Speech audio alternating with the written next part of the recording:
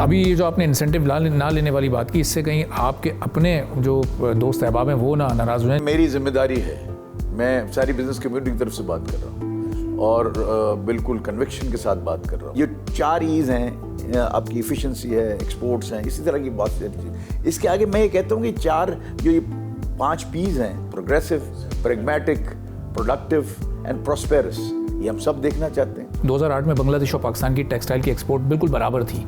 आज इन 17-18 सालों में बांग्लादेश हमसे कितना आगे निकल चुका है। मैं समझता हूँ कि मुझे ऐसा नहीं लगता कि पाकिस्तान कोई खुदा न खास्ता कोई हो जाएगा। मैं बड़ा वैसे ही ऑप्टिमिस्टिक आदमी हूँ, उम्मीद पे दुनिया कायम है। मैं समझता हूँ पाकिस्तान जो है ना उसके आगे बढ़ेगा।